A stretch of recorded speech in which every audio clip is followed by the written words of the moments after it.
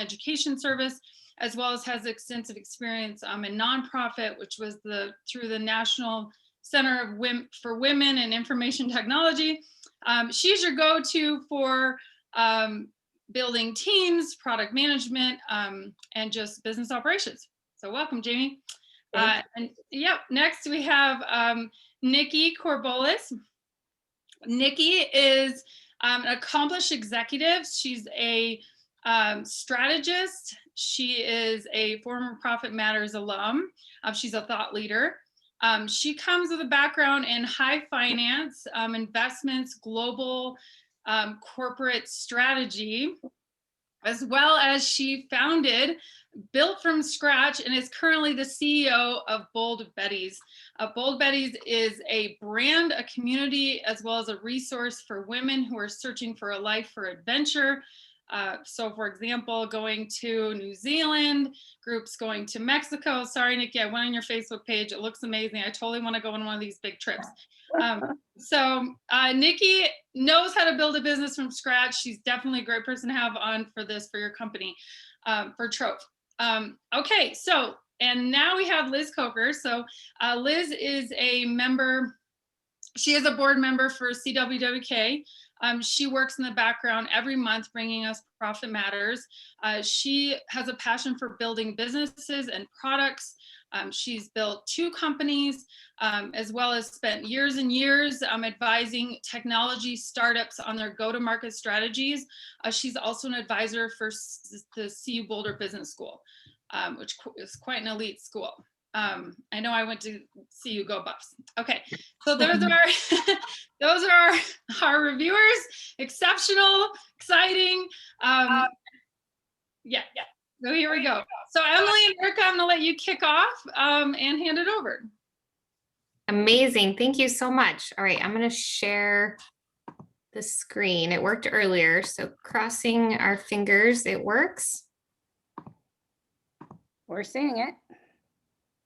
Great. Awesome. All right. Well, thank you so much for having us. We are super excited to be here. Big thank you to Wendy and Liz for, oh, I hear an echo. No, just kidding. Does anybody else hear that? No, okay. And we're super excited to be here. I'm Emily Bryden, one of the founders of Trove, and Erica Takeuchi is on as well, and we'll be sharing this presentation with you, but really excited about this opportunity and looking forward to the chat and ideas after we've shared a few slides. So we're just gonna jump right in. Erica and I are best friends who love traveling. We, you can see the map behind me, but we have been to 17 countries together and over 90 cities. And we just been traveling the world together for the last 15 years, and we've always wanted to build something together. And this summer, we just, when travel was suspended, we wanted to find a new way to travel and bring travel to others.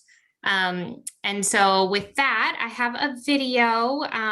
Let's hope it works. Let me know if you guys can't hear the sound, but I'm going to go ahead and play that. We started Trove because we just love traveling. We've been to so many places together, and we just wanted to bring the joy that we have when we're discovering these new places and meeting new people to others, especially when travel has been suspended. Trove is a subscription and gift box bringing travelers to new cities from the comfort of their home.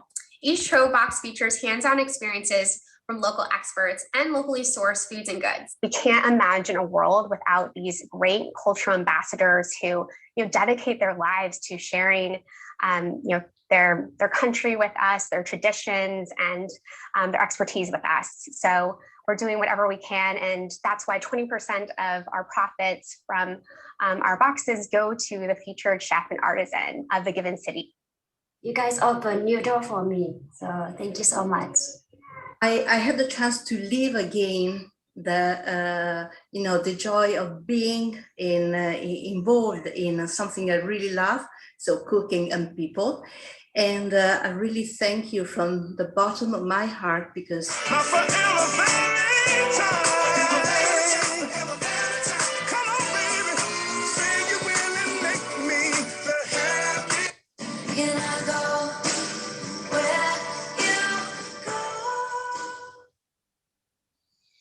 So those are just a few clips from content we've had across social, but just to give you a taste of Trove. But essentially, Trove is a subscription and gift box business that offers a new way to travel the world from the comfort of your home. And we really identified over the summer sort of this opportunity to travel and bring experiences and culture and drives a human connection with others across the world. And when we were thinking about what we missed the most about traveling, it was really about the experiences. And I'm sure when you've all traveled, trying new foods and meeting new people, experiencing the culture, were all parts that we were missing by being home. And so we really wanted to find a way to bottle that up. And that's how Trove came about.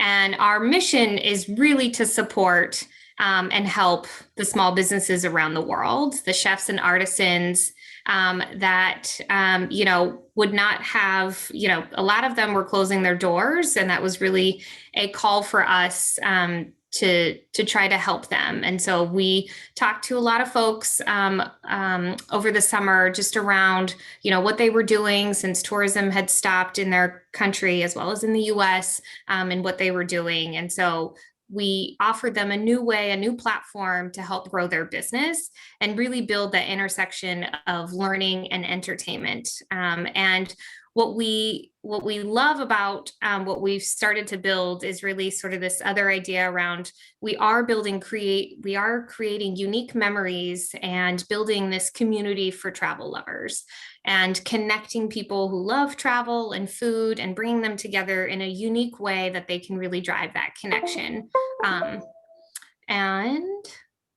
So what is Trove? So let's dive into what Trove is, just so you get a really good view, and hopefully you guys recognize someone here, top, a great photo from Wendy, thank you, who's taken a couple of our experiences. But essentially Trove is a vacation in a box. Each box features a new city. And we pair that with a live cooking class, which is done over Zoom, usually 60 to 90 minutes. And you cook you've got a couple recipes that you're learning, and the chef is overseas, and you kind of understand, why that dish is important, and you learn how to make it. And then there's also a live cultural experience, because as it's not just about the food, it's also about knowing the culture and, what is unique about that city. So a couple examples are we've had watercolor classes, coffee classes, an elephant tour even. And those are all done via Zoom. And then you receive a box each quarter with locally sourced snacks and ingredients that we look for and scour for that are very unique to that region, as well as we always include a local gift and access to a private Facebook group that community members sort of come together and exchange recipes and talk about travel. So all in all, each box is about a $200 value, and you can get a Trove box for $129 each quarter. And I think I'm going to hand it off to Erica. Yeah, I'm just going to walk you guys through how it works. So there's a couple different ways that you could buy a Trove box. We've got a quarterly subscription, so customers can subscribe quarter to quarter. There's an annual subscription where you then pre-buy for a year, and you get 4 boxes as part of that annual subscription. And then you can buy a single box, which we find is really popular. If someone really loves a city or wants to give us a try for the first time before subscribing, or for gifts, you can just buy 1 box without doing a full subscription. And then, I think the unique part, and trying to tell kind of this unique model that we're offering, is both a physical box of goodies that Emily is describing, but also paired with those live hands-on classes too. So inside your box, when you get it, there's printed materials that kind of welcome you to that city, talk about what's inside your box for each product, introduce you to your hosts, and also give you those links to your Zoom information. And we do the same over email. So you get a welcome email from us, you get a series of emails introducing you to your hosts and more content, and also to your Zoom info. So we kind of hit it both ways with printed materials and also digitally. And then really the fun part is those live events that we get to do. And we're starting to see kind of our volume go up. So we're thinking about doing kind of 2 classes at different time slots to help, and different days just to help spread just more opportunities for people to join us. But also we're finding that recording the class is really helpful. So we send out that recorded Zoom class within 24 hours as well. So if someone missed it for whatever reason, or if they want to rewatch at their own pace, they're welcome to do so. On the next slide, just wanted to kind of give you guys a snapshot of the boxes. So currently our spring box is focused on Chiang Mai, Thailand. So northern Thailand, like Emily was saying. And I think this kind of helps just show, like, we give a mix of basically these locally sourced goods. So you've got this beautiful olive wood mortar and pestle up front here that you guys can see. And then you use that in your cooking class along with red curry paste, turmeric powder, egg noodles to make this the most iconic dish, which is this red curry cow soy noodle soup. And then butterfly pea flowers, where you're also making this with our chef too. It's this really fun drink that transforms and changes color with these native flowers from Chiang Mai. And then, as Emily mentioned, we had an elephant tour for Thailand. We just really want to have an authentic representation of that city. And in Chiang Mai, you know, it's really known for the elephant sanctuaries and conservation efforts that they do. So we were lucky enough to partner with Elephant Nature Park, which is one of the world's leading elephant sanctuaries. And the founder is this really badass woman. She's incredible. She's won all sorts of accolades, including from Hillary Clinton, and she's just got a wonderful story. So we also love when we can find ways where the stories that the people we're featuring, and a lot of them have been, we really have an all female roster so far. And so we've loved that we're able to, you know, connect with other women that are doing incredible things around the world. We've got lots of snacks and goodies that we also pack the boxes with just to have an immediate taste. And before we even launched TROVE, we had done some pilot boxes and surveys, and people really do want some immediate things that they can enjoy and open. So we thought that was important. And then for this, the local gift in the kind of upper left that you can see is this beeswax food wrap. So you can, you know, wrap fruit or cheese in it. They're handmade by an artisan in Chiang Mai. And for the first time for our annual subscribers, we gave them the choice of choosing between 2 prints, which we thought was really fun to be able to customize your box. So they got to choose between a pineapple print and a watermelon print. And then just to give you a sense of the other, a couple of the other countries. So Florence, Italy, and Kyoto, Japan have been our other stops for our quarterly subscription. And Emily, as Emily said, we had a watercolor class in Florence paired with a 3-course cooking meal. You can see we've really leaned into some of the fresh ingredients that are iconic, like for that region. And then for Kyoto, we really leaned into the snack culture, which is such a big part of Japanese food culture there, and also had a 3-course meal that you made with our Kyoto chef and Japanese tea ceremony for the matcha tea set. And then on the bottom, these are special edition boxes that we've been starting to try. We think it's really fun to lean into seasonal moments. So we did a special edition holiday box that featured our hometown, Seattle, Washington, and we really wanted to help lift up some of the small businesses that we know are hurting here as well. And then we did a Valentine's Day box, which we kept going as a date night box, just because date night continues to look so differently, and we wanted to help people still be able to find time with their significant others. You know, TROVE is really perfect for, we've seen date nights is really popular, so we see a lot of couples joining. We also see families joining. So, you know, a lot of the cooking classes, we find there's little kiddos who are great sous chefs, or, you know, the watercolor painting was a huge hit with all age levels. But the other part that's been kind of a pleasant surprise has really been on the B2B side. So for small and large companies have come into who are looking for unique things to do with their teams. And we haven't done any advertising on this. We do have a page up and where people can email us about private experiences and booking stuff for their teams. But we've been really surprised by, you know, how much of an influx that's been for us. So, you know, morale events, ways to connect with your team beyond, you know, right now, beyond the traditional kind of virtual happy hours that we probably have all participated in, the cooking classes have been very popular with this because not only are you guys learning something new together, but then they're getting to feast together and they all kind of walk away with something they can immediately enjoy. And same with, I'd say, agencies. We've seen a lot of client appreciation gifts or times where they would have taken their clients out to dinner. Instead, they're doing a Trove event together for the holidays. For real estate agents, giving kind of a welcome gift to someone. And then also just things like for individuals who want to give a special private birthday present or a honeymoon gift where that was canceled in the last year. So I've kind of seen all sorts of different scenarios. Have been really fun. Who we're targeting. So candidly, we thought that we would be going after females and like millennials and digital nomads. And what we really found is females for sure have continued to resonate with, but the age range has definitely gone much up. So it's really not the millennials, it's the 30 plus all the way to 65 that we're finding joining our experiences. And this definitely resonates with travel lovers and with foodies. It's been really popular, but also with empty nesters. Like I think that what's been really interesting there is, our hypothesis is that they've got some time, they've got little bit more disposable income, and I think Zoom's also just a novelty. Like we often find people are using Zoom for the first time when they're joining some of our live classes. So, they're not all day long, 10 hours in Zoom calls like a lot of us might be on. So again, that novelty and that connection that they're feeling by seeing the others on the screen while they're cooking and being able to connect overseas, thousands of miles away with a chef or artisan has really resonated as well. So that's a pleasant surprise there too.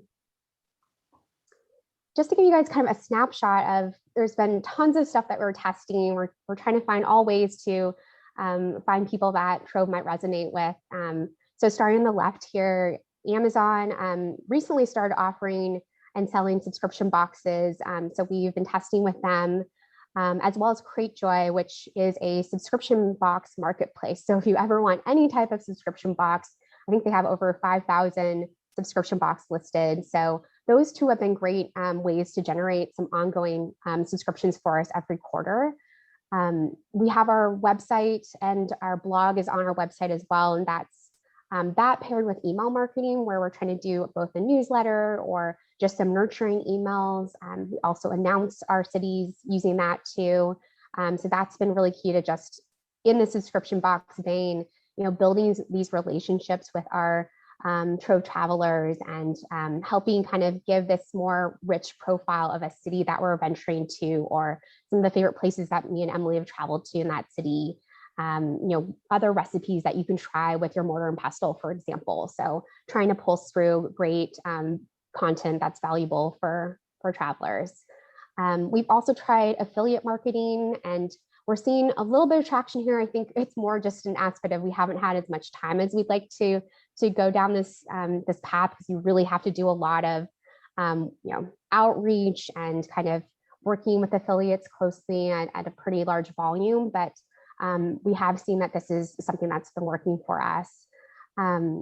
Paid media, we've tried Google, like both paid search and Google shopping ads. And I'd say out of those two, the Google shopping ads, so if you search and the photos that are coming up for shopping with a price tag, those have actually been converting for us as well. So we're continuing to lean in there. And then last but not least is social. We've done a ton of work. Emily really leads our organic social for us across Facebook and Instagram. We've kind of dabbled in TikTok, but we're still trying to figure that out, that world of videos. But we've also done paid advertising with both with influencer marketers, but also we think influencers are great, right? They're unboxing, they're giving their honest, candid review, and we think that's really fun to help showcase directly what you get when you purchase a Trove experience. And then we've tried paid Facebook and paid ads on Instagram as well. For our learning so far, I think that we wanted to share just a couple with you. Like first, we've done a lot. I'd say our biggest investment has been in Facebook and Instagram paid advertising. Facebook naturally, we feel like there's a good way to, when you look at our target audience and who Facebook tends to reach demographically, we think there's some good synergies there. But it's definitely such a hard place to break through now. I'd say it's really saturated. It's very expensive. So that's been a really hard area for us to grow, and definitely an area that we're kind of one reason why we want to chat with you all is like finding other unique ways to reach folks other than some of these kind of big advertising platforms that are harder. We subscribe to a lot of like subscription box groups on Facebook, and we listen to a lot of podcasts where we continue to hear that business owners are spending like $5 a day and able to do a ton of testing and make a ton of traction. And for us, we just aren't seeing that work. Like we really have to be investing like thousands of dollars to be seeing upticks. So we're just wondering about the sustainability of that platform. The other great learning has been like gifts have been so popular. We had a hunch that gifts would be great, and that's why we out of the gate wanted to have a subscription and that single box purchase model. But 40% of our purchases are gifts, and holiday was a really big season, but just ongoing for birthdays and anniversaries, like I was mentioning, are really popular as well. And then the last learning that we've been surprised by is just the live class participation. Like we thought, that was just the winning model. Like it's the best opportunity to ask your questions. You're going to cook live alongside from your kitchen to, our hosts, or same with the cultural activities. But a lot of people, and we've done surveys on this, are really happy just watching the recording. They want to do it on their own schedule. They like the flexibility. They like being able to go at their own pace and rewind or pause and whatnot. So I'd say majority of people are watching the recorded versus the live. But for the folks who do join us live, that they really love it. Like I'd say most people who have had the live event experience, they're really hooked after that, versus I'd say the recorded, it's just not the same type of interaction that you're getting there. And then here are the two areas where we'd love your help. Getting the word out is just the biggest thing. We are kind of humming along, I'd say, for Trove, but we really want to find a way. As both Emily and I have full-time jobs, we would love for Trove to be our full-time thing. It's just not at that point right now, economically or scale-wise, and so we're trying to think about like how do we take it to the next level. Like we think that Trove could be a travel lifestyle brand. Like when we think about Away or an Airbnb, like we would love to be at that level, and we want to build a community and continue to foster that we think this is plugging a gap that doesn't exist there. And we do think that this will exist beyond the pandemic too. Like we think that, if you're lucky, you're getting to travel internationally maybe once a year. So if Trove can give you and feed your wanderlust more often throughout the year, maybe it's a research that you're doing before your big trip, or you're revisiting some place that you've been before. We think that there's a place for this in the future, but it's just a matter of reaching more people. Like when we tell people, and our model's a little bit complicated, right? It's different and it's new. So trying to kind of explain that our elevator pitch isn't kind of short and sweet. So but once we do explain it to someone, they're like, wow, I've been missing this. I'm craving travel. I want to support small businesses. I love that you guys are women owned. Like it kind of has a lot of greatness to it, but we just aren't reaching people fast enough and at a big enough scale for me and Emily to be like, okay, we're ready to quit our jobs and can do this full time. But that is our kind of purpose and where we're trying to go with this. Like we really do want this to be this great brand, and ideally just be able to have not just a quarterly clip that we're going on, but you could go to Trove, choose your city and destination that you want to go to. We kind of envision you could even have these like your passport, right? Like maybe you're trying to explore Europe and you're going on a multi-city tour of Europe, or maybe you love baking and you can take a whole baking track across different cities too that way. So there could be different journeys that you're taking with us. And then the second bucket is around partnership opportunities. So unique collaborations, we think that this could be a great way to scale without, investing thousands and thousands down the drain with Facebook. Like if we could pair up with either great travel brands or food brands that that feel like they have some relevance to us, or when we think about our audience that we're trying to reach with a little bit more spending power, and like an Airbnb type brand, Away again I think could be a great brand for us. So or even a unique partnership, like Emily had a great idea about thinking about travel agents, and premium travel agencies are booking trips, and then maybe your first step or your first thank you part of your itinerary is a Trove box. So I'll stop there. I could definitely keep going on and on, but let me stop there, and thank you guys. Okay. One of the questions that came up was what % participate live versus video recorded? Yeah, I would say about 10% or so end up being, it kind of varies from city to city, but I'd say around 10 to 20%. What would you say, Emily? Yeah, I was going to say lately closer to 20%. I think when we first started, it was low. And as people started to experience and really word of mouth going out, we did see an uptick. I think our last class had 76 participants in it. Okay. Do you currently have any type of viral component or referral reward or anything along those lines? Yeah, we do have a referral program.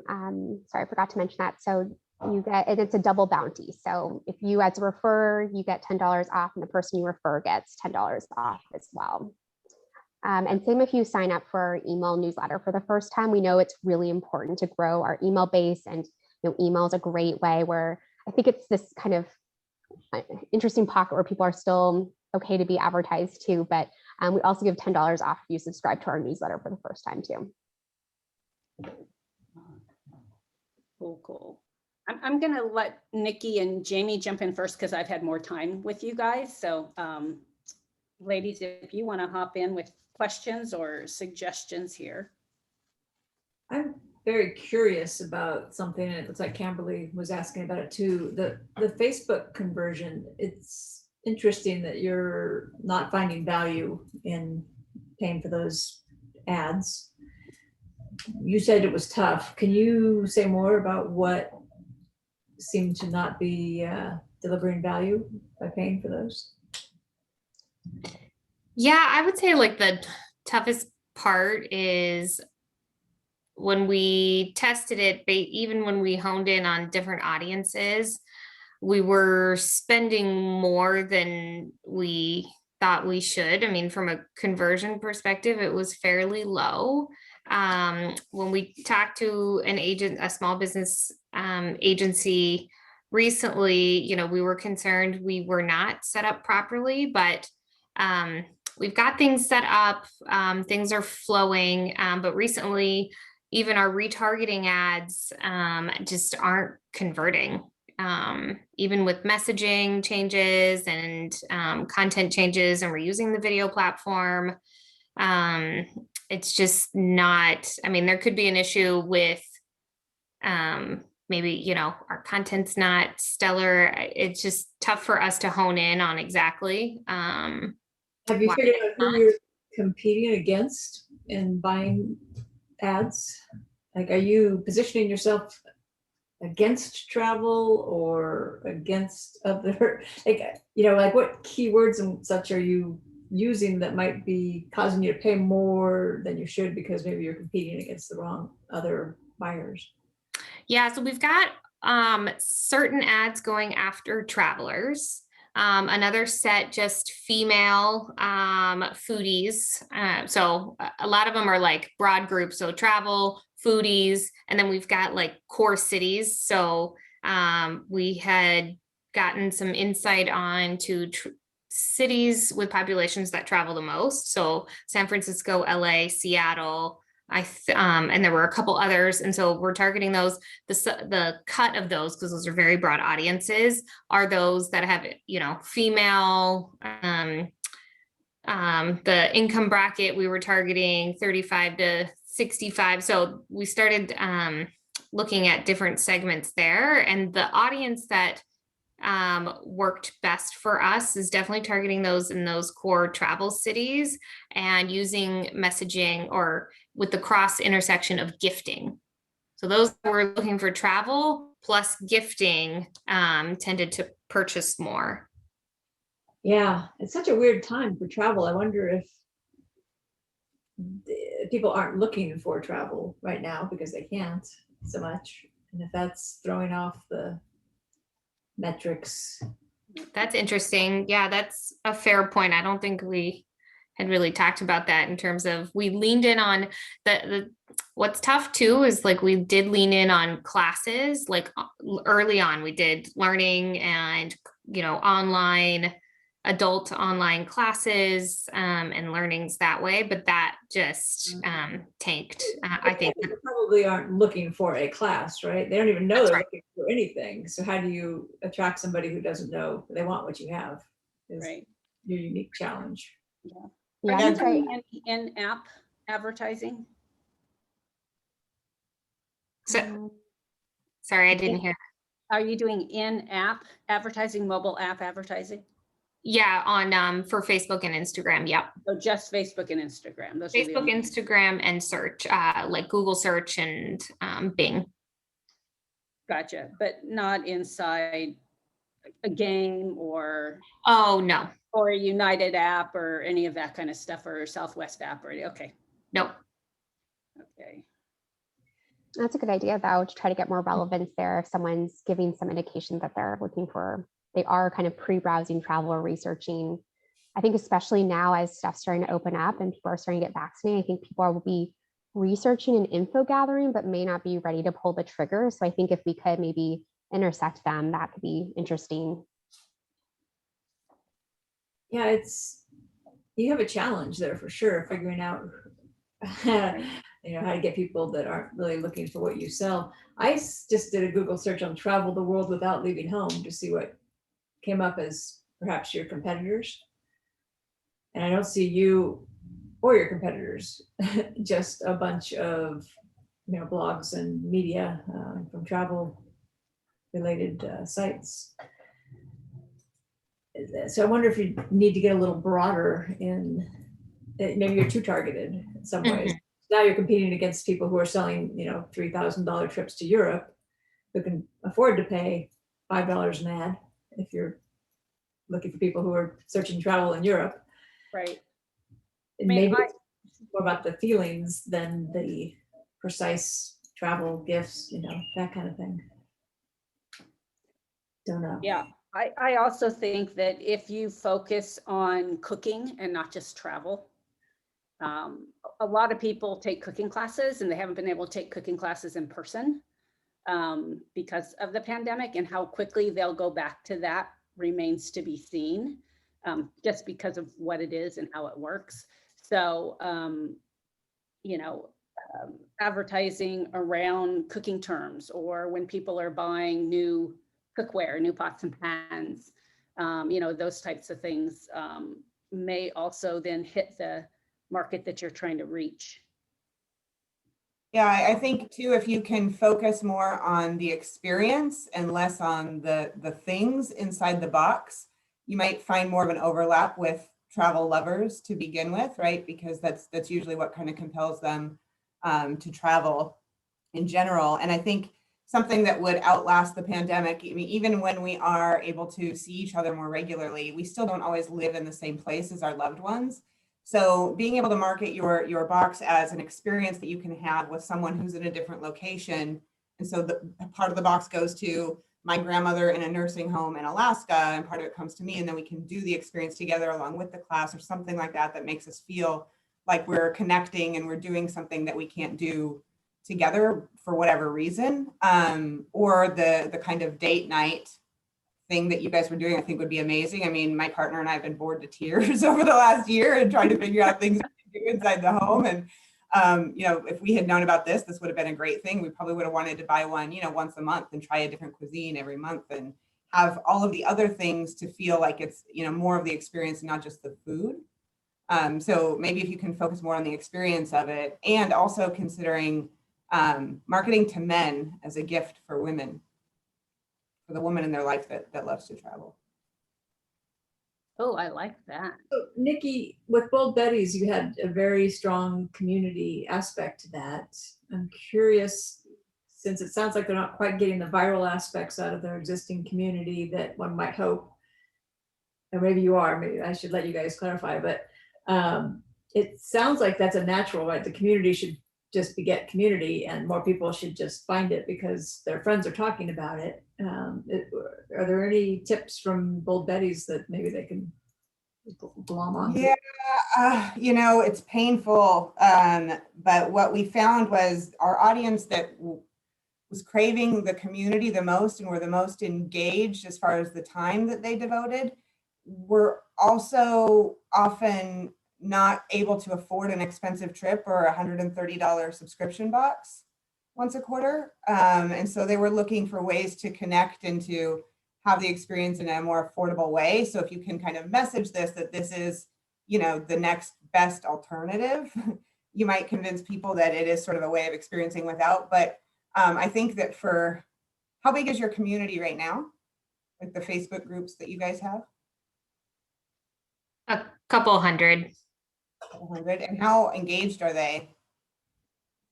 I'd say, I mean, when we drop content, we get some engagement. I wouldn't say it's like super high engagement. Like, I think when we drop recipes and things like that, they tend to showcase and go out and run and do the recipe and share that. But it's not super engaged unless we drive the interaction. Yeah, Right.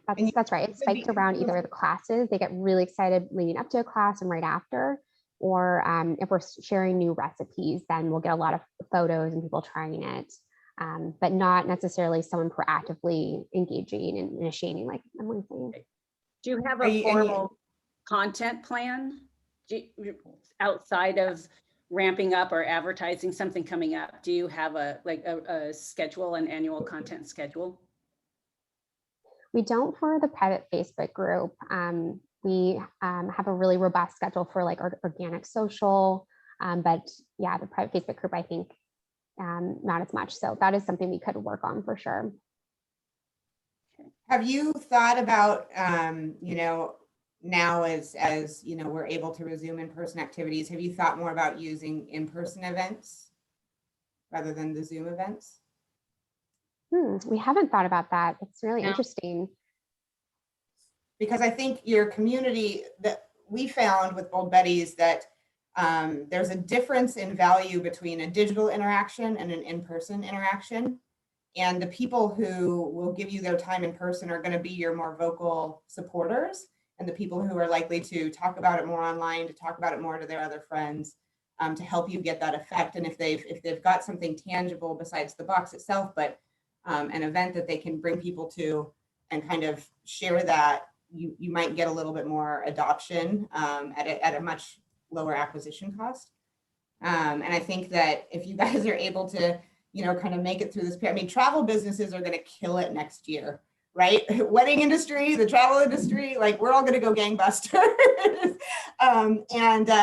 So I think that while your business was designed to give an opportunity or an alternative to people who couldn't travel, I think that you can leverage what people will be doing with physical travel to help sell your products.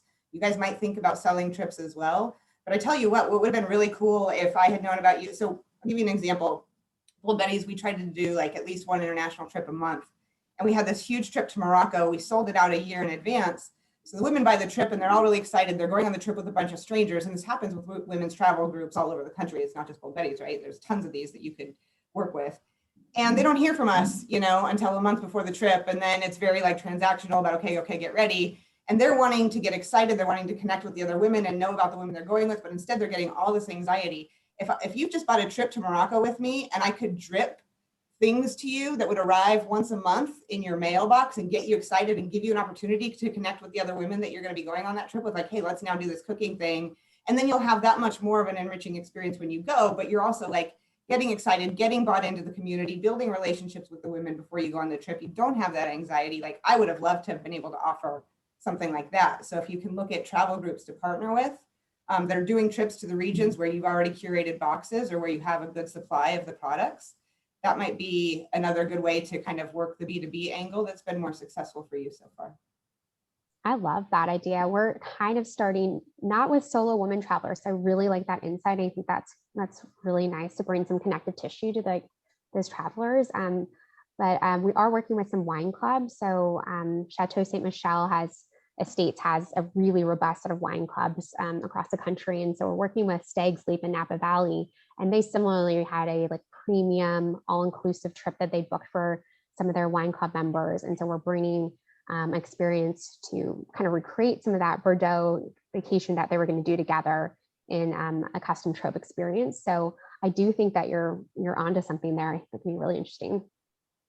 I think that would be too. I mean, like I said, we would have loved to have been able to offer that just as a unique perk and a way to really bring them together before and just build excitement about the trip. And it would have made our trips go a lot more smoothly, I think, in some ways. Honestly, that was probably the hardest part. But I think you guys might think about offering trips as well, just as a way to actually sell this. But not just, I think that the box could also be a gift for people who have already gone to the destination. So it's a good way to get me excited about a place, but also if I went somewhere and I loved it and I'm an avid traveler, so I'm not likely to keep going back to the same place. I want to try a new country. It wouldn't be, awful to get a gift that was like, oh, here's, all these things that will give you the nostalgia and the, remember your trip and, have just that sense again. Of being there. And I'm thinking more of the elderly in particular, maybe they lived abroad somewhere, maybe they met their spouse in a different place, something that has a sentimental value for them. And this could be a really cool gift to give to people who just aren't as mobile anymore or able to recall that experience. That's wonderful ideas. It reminds me of the tour operators who sell really expensive trips. Like I was in adventure travel before some of the latest stuff. There's $10,000, $15,000 safaris that people buy, and those tour operators easily spend a few $100s marketing to their prospects before they get them to drop the cash on these trips. And it wouldn't be much for them to send the family $130 box, about Kenya, or someplace pertinent to where they're trying to sell you a $30,000 family trip. So that might be another partner opportunity to help them use it as a marketing tool to either prospects or people who've already booked that they're trying to get excited because it's still a year away type of thing, because those have such long. That's a great idea. Yeah. Cycles. I love that. Jamie, you're more the marketing whiz, but I'm curious to hear what you think about, this feels like it should be more of a high-end geared offering. And it feels like maybe some of the marketing attempts have not given them the best access to that audience. So maybe there's a bit of a disconnect. Yeah, and that's what got me, I think, thinking about that. Unless you can break your product down and make it maybe a $35 a month box, because you've got the video is the compelling content, and that's cheap, right? Once you create it, you can use it as many times as you want. If you can make the box less beautiful and full and sell it for $35 a month, and you've got your backlog of video forming and you can just start selling that, I think you'll reach a different audience. But while you're at the higher price point, the other thought I was having was that people often overlook these days advertising on television. And it's a great way to reach the demographic you're saying is receptive. Right. We old women watch The travel TV. channel, the cooking channel. Yeah, that would. Well, and remember, don't even have to be looking for this kind of thing. It could just be on, CBS one night while you're watching. Okay, I'm gonna give it away. I like All Rise. So, I mean, Jamie, I'm so surprised. we all grew up watching television, that age group, right? And that's just what we still do, I think, a lot of us. And so there's not that expensive. People think TV is super expensive, and it's not. It's, I Right. mean, it's a commitment because you have to have video, but you have video. So if you can, and you know, right now the whole thing with consumer, your user generated video is so hot that even you just showing people reacting to what the joy they're having, like you had photos in here, or, you know, while the video is playing, it would be effective video. Oh, that just made me think of, you know, if you wanted to help seed your market through television, then, you know, a PBS fundraising gift, particularly when they're doing, you know, one of their Rick Steves things, or, you know, a cooking thing would be Yeah. a great way to get it out in front of, again, that same demographic that you're looking, you know, that has been productive for you. Yeah, that's so fun. Another, and Rick Steves is a local Washingtonian. Maybe he'll maybe he'll be willing to partner in Right. some way. Right. And Nat Geo, right? So that's kind of one of the other people that watch Nat Geo are curious about the world. Yeah, the price point is really interesting. I know Nikki and Jamie, you both brought that up. It is something we're debating. Like, we do think, you know, we $129.99 plus, we're on the premium side, but we have been debating whether we break it down and have a more accessible box. And we're also thinking about launching soon some digital classes where you don't have to get the box. You can keep going and just take, you know, something similar to Airbnb experiences. But we are a little worried about kind of the, you know, how do you maintain a brand, and if that will kind of, you know, detriment that at all. Right. In terms of the brands being cheapened by a lower price. Right. Yeah, but you'd be opening your market so much, right? I don't know. I mean, it looks fabulous. It looks really special.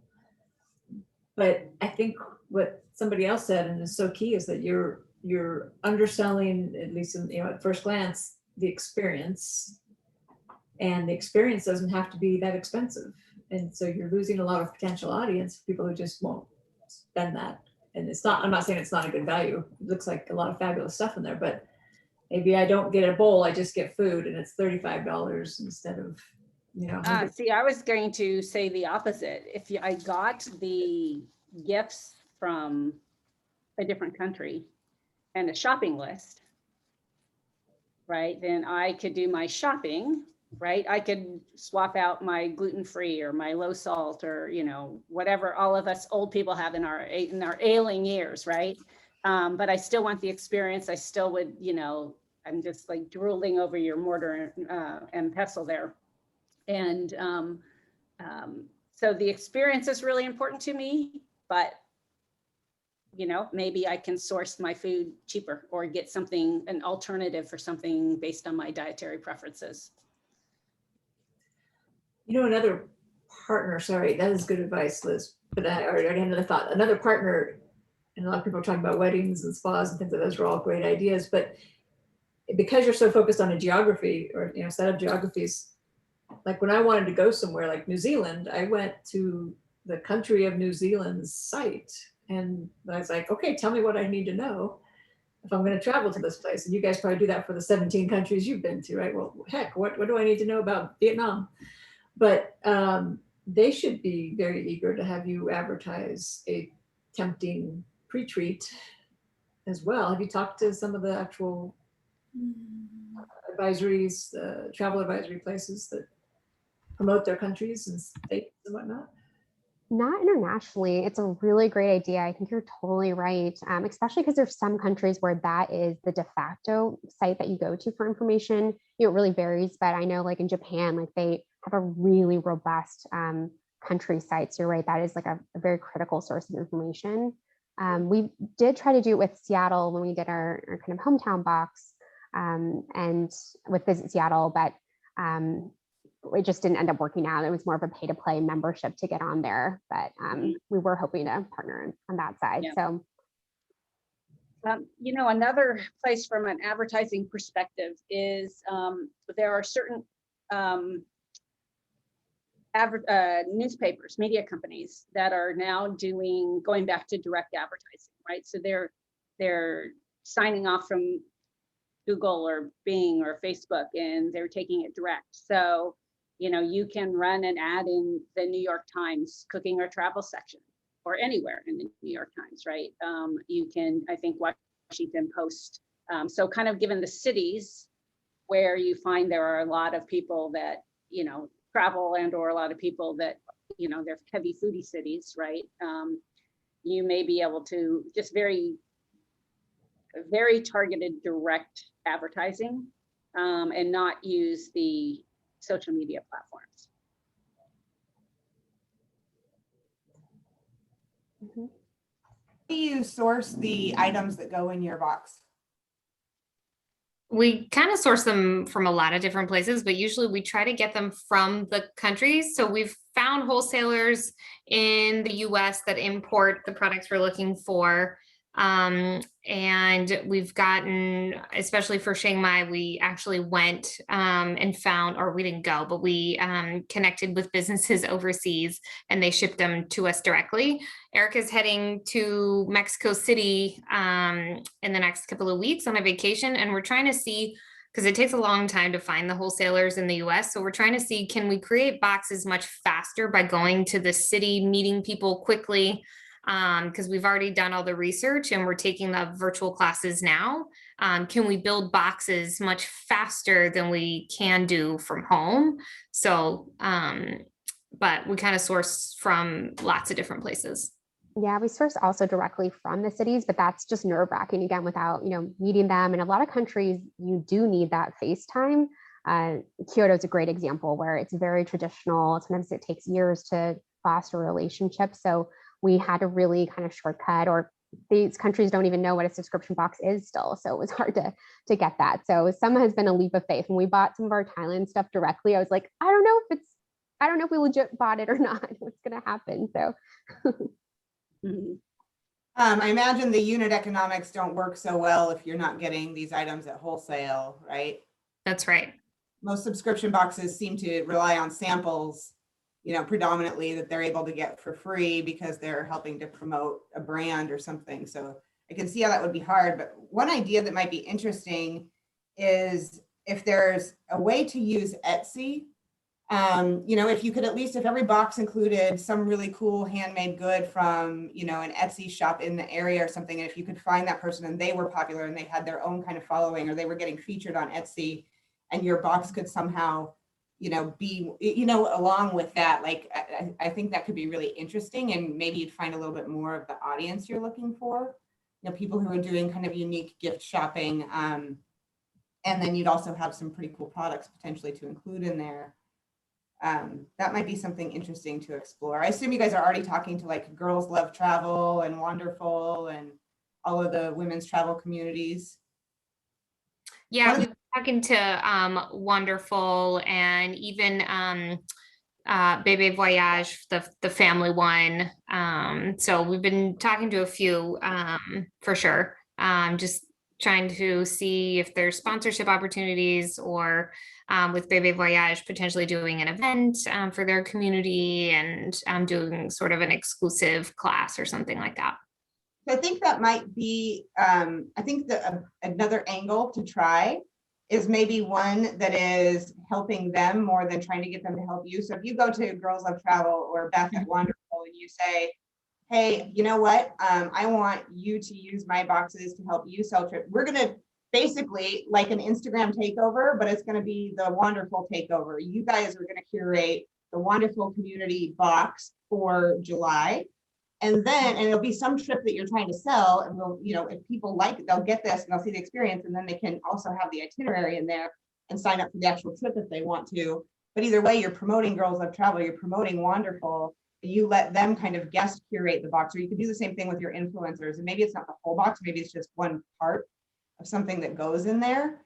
But I feel like at least for your initial, you know, really getting off the ground and getting some traction under you, this would probably be a little bit more successful if you're not looking at it as you're building a consumer brand, but you're building a tool, a B2B tool. You know, you're helping travel companies sell their trips to other people. I think that might be a bit of a better route to go, because what would you guys say is sort of the real value that you bring? Is it sort of the curation? Is it the local knowledge? Like, what is it that you guys really bring that you could repeat all day long? I do agree. I think it's the curation, both the curation of experts from people we've met in our travels. We do a lot of research before we go anywhere. And that's always been something friends and family have, they always want our lists of where we're going after we've gone somewhere. And the same with the product side, like curating ones that we feel have, great brands, great story, great founders, high quality, all that good stuff. Are you guys in the Adventure Travel Trade Association? We're not. No, you should sign up. They're Seattle based. I don't know what they've been doing events wise since the pandemic, but they're a great way to meet people to partner with. But also Shannon, who's the president, or at least used to be the president, I'm not sure if he still is, he's right there. He'd probably love to meet with you. But there's a guy who lives in Portland. His name is Luis Vargas. He has worked for REI. He ran The Climb, the e-commerce company out of Portland, for a long time. He left The Climb a couple of years ago to start a company called Modern Explorer, or Modern Explorer. And what it is they sell super high-end trips to companies who are trying to put on an experience for their top salespeople, their top clients, whatever. So that might be like some trip in Tuscany where you're staying in an amazing, vineyard, and you've got a chef's dinner, and you know what I mean? And you have dinner with the owner, like just really, really insane trips. And so being able to curate for his audience to have either, a memento or something in advance to get them excited, or just announce the trip even, like those are the kind of people. And I'll chat with him and see if he's open to talking with you guys, if that would be helpful for you. But I think that people I think that you guys offer the value that you provide would be more valuable to those businesses than it probably is to the consumer, at least initially. That's kind of my gut. Yeah, it's kind of a win-win. Yeah, I love that. We'd really appreciate an intro. That sounds awesome. Mhm. I'm curious too, from your guys' groups, like we've kind of it's been a happy coincidence that I saw Liz, or Wendy, your comment that we featured all female hosts and a lot of female owned companies in the given countries. And we've debated whether to actually make that part of our value prop and solidify that, or if, Hell yeah. yeah. That's a good one. That's undervalued marketing there, but that's my 2 cents. Hey guys, so we're at 7:04, so it's been amazing. I've been keeping an eye on the chat. Liz, do you want to just give a second to do? There was 2 people I think that have been asking lots of questions, and maybe my idea was just to have them chime in, ask maybe their top 2 questions. Do we have time definitely. People chime in, because the ideas in the chat, there's some awesome ones, and we will capture them. So Camberly, I've been seeing you going through. So is there your top 2 you want to ask and kind of get it out there? I could read it, but you're right. Number 1 is you're selling an experience. You're not selling a box. I went up to your website. It was a box. It was the same as whoever I sent gobs of gift boxes out this Christmas to my clients, and from Coco and Olive out of Utah. Mm-hmm. Love the boxes. They're gorgeous. Have you seen those things? I have, yeah. They're beautiful. They're absolutely gorgeous. And I had people sending me pictures of the boxes, not the stuff inside of it, the boxes. So it was this experience that was going on. But you're selling an experience. And I went on your website. There was no experience. What I loved about the video you just showed was that Italian cook. It's like that just took me and said, hooked me in. Yes, this is something this person would love to do, or this would happen. And I disagree with you, Wendy. I like the guy with the hearts that was doing the hearts, Okay, so there's the appeal of the guy with the hearts or whatever. Okay, so give me the whatever guys. So that was it. You're selling an experience. You're not selling a box, but it happens to come in a box. And then if you can do what Olive does, if you're going to go to the corporate level, what Olive does and what we were able to do with Olive and Coco is we put our logo on the boxes that showed up. And that was a really huge selling point for me as a corporate person, saying, okay, so I can send my logo as my little company is. The second thing is to really look down and dive into who your persona is. You've got a big number here. You got 30 to 55 is what you told me. Who is he or she? Now, right now she's she, but I think you have he. And I don't know who he is, but that's probably because of the world I deal with. I'm in a he world, all IT operations kind of people. So there's a he, and that he is creating events for their guys and that kind of stuff. And I've heard as you guys were talking about corporate events and that kind of stuff, but there are events that they're all looking to try to come together. And then the other piece of the experience that you wrapped around into your Thailand was the elephant. I had to read the entire package to understand that I got to hear about the elephant. So what does that look like? What does that mean? I mean, I got a feeling that video is probably a really super cool video that maybe kind of runs with National Geographic. But I have no idea. I have no idea what I'm getting.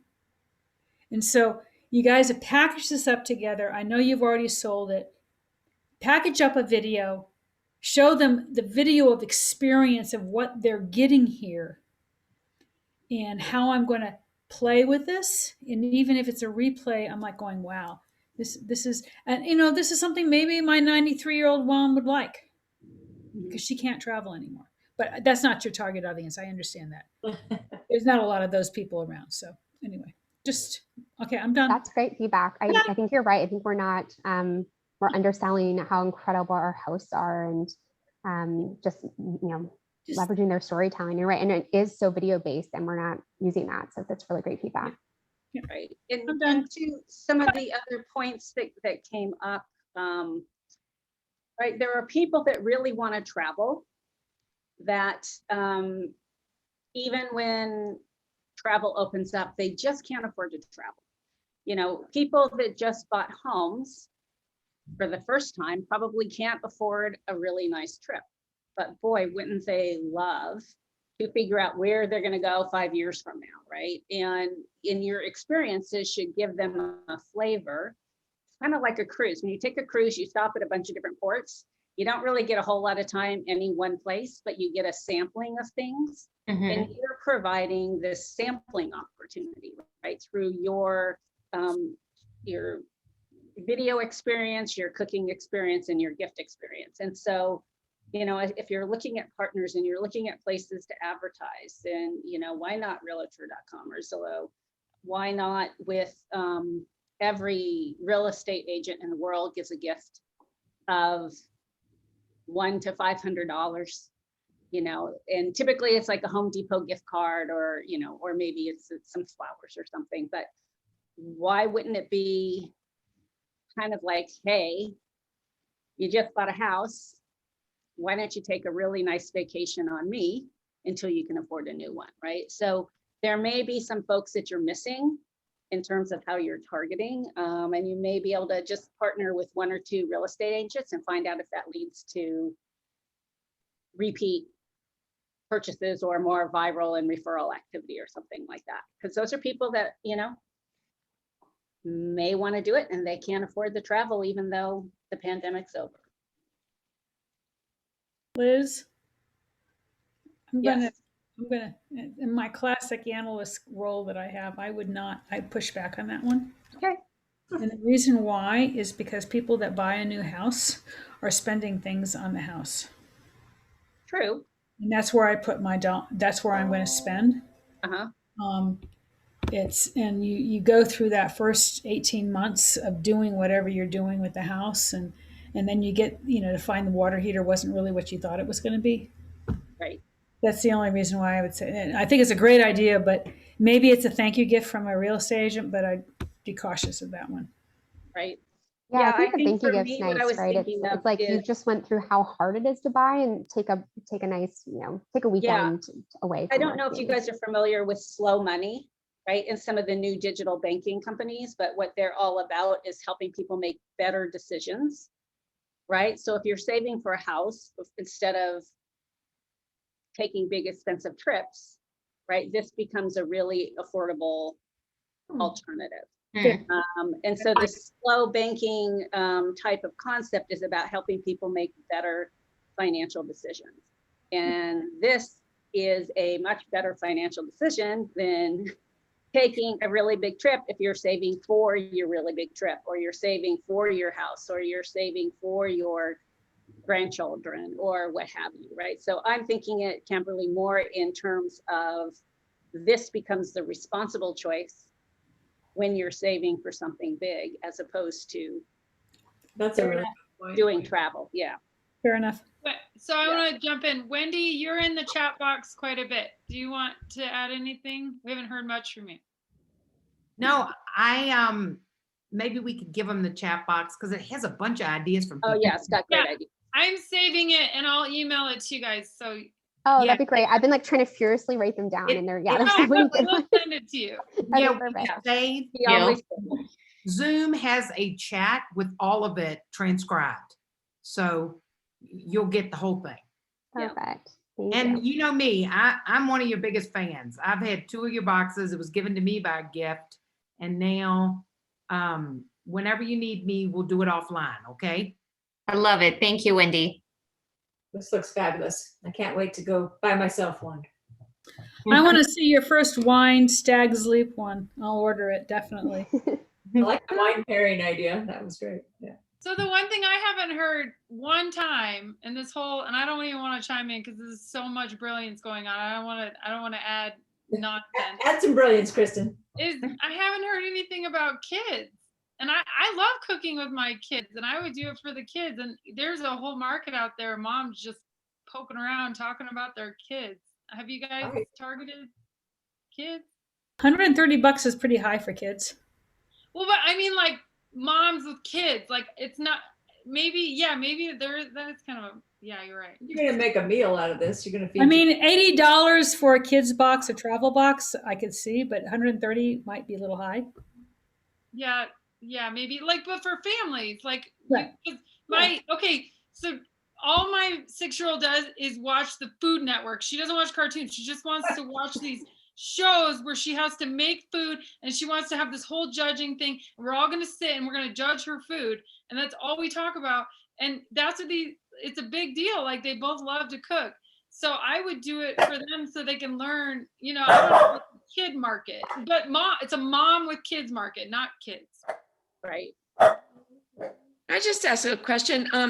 How many people does your box, feed, if you want to say that, how many people can participate in your box? Usually the amount of snacks and ingredients and what we make the recipes for is for 2. But I mean, you can share, and we provide the shopping list. So usually the ingredients is not a one-time use. So you can, double the recipe and you could feed a family of 4. We have seen people come together and bring other families together and have fun and enjoy the box together and set up a nice monitor and watch sort of the show and kind of cook together that way. Yeah, that's what I was thinking of. As more people get vaccinated, 2 vaxxed people, families can be together. Yep. So, yeah. Yeah, we've also seen people who've some stories of a great aunt, and the person sort of gifted her great aunt, and they both are joining classes together, and then they talk about it offline, and they have a ton of fun. So they both get the box each quarter, and they kind of have that experience because they can't see each other. Yeah. So do you know Rhodes Scholar? We did hear about Rhodes Scholar. Someone bought it as a gift actually for one of the owners of Rhodes Scholar. Okay, so the Rhodes Scholar, they have the kids with grandmas event. Travel. Oh. Yeah, so they have the Rhodes Scholar as an ROADS as opposed to Rhodes HOA. Okay, so they have specific trips for grandmas and kids and their grandchildren, and so that you may want to look into on those kind of things. And I've had neighbors here do that with their grandchildren. Oh, yeah, definitely look into that.